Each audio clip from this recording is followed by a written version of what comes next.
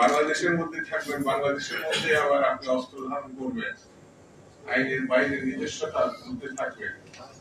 এটা বোধহয় মানবিক স্বাধীনতা রাজনীতি যেভাবে আমি বিশ্লেষণ করি খুব একটা গ্রহণযোগ্য।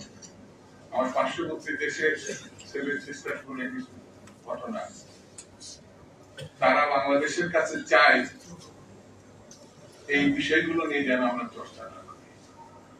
সেভেন সিস্টার তাদের বিষয়, তাহলে আমরা যদি পার্বত্য অঞ্চলের বিষয়টা অন্য কোনো কেউ চর্চা করব, এটা যখন বলবো তখন আপনার তো অবশ্যই আপনার গ্রহণ করতে পারবেন। এতদিন পার্বত্য অঞ্চলের যা কিছু হয়েছে তারপর পিছনে কেউ না কেউ ছিল, কোনো না কোনো শক্তি ছিল।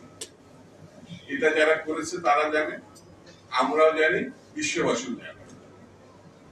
ছোট দেশ হিসেবে বাংলাদেশ যদি মনে করে যে এর পিছনে ঘোষাঘষি করলে কিছু হবে না, এই বিষয়টি কিন্তু ভুল হিসাবে চিহ্নিত। কারণ হচ্ছে আমার কাছে যেটা মনে হয়েছে দক্ষিণ পূর্ব এশিয়ার মধ্যে একমাত্র দেশ যারা সশস্ত্র যুদ্ধে এক সাগর রক্ত দিয়ে বাংলাদেশের স্বাধীনতা, এটা কিন্তু দয়া দাক্ষিণ্যতার কারণে আসে।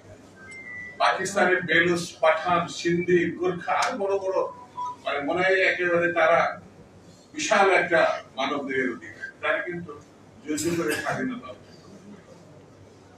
রবীন্দ্রনাথ ঠাকুরই দেখবেন বাঙালিদের সম্বন্ধে বলেছেন, বাঙালি করেছে মানুষ করেছে। কেন বলেছেন তিনি ভালো বলতে পারবেন। আমার কাছে মনে হয়েছে বাঙালিরা আছে এতদ অঞ্চলের বীরের জাতি, এবং সেই বীরের জাতির কারণেই ভারত যুদ্ধ করে স্বাধীনতা অর্জন করে।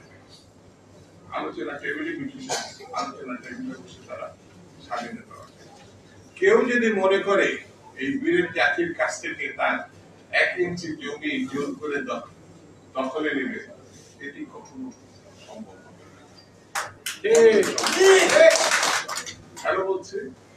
আমরা যা অর্জন করেছি সেটা আমরা সংরক্ষণ করার তাগত সৃষ্টিকর্তা আমাদের দিয়েছে, এটা আমি ব্যক্তিগতভাবে মনে করি। সেই জন্য আমার মনে হয় যে কোন সমস্যা থাকে পারস্পরিক বিষয়, আপনি জাতিগত ভাবে অর্থাৎ ওখানে শুধু পাহাড়িরাই থাকবে এবং কোনো জাতিগোষ্ঠী থাকবে না, এটা বোধহয় ঠিক।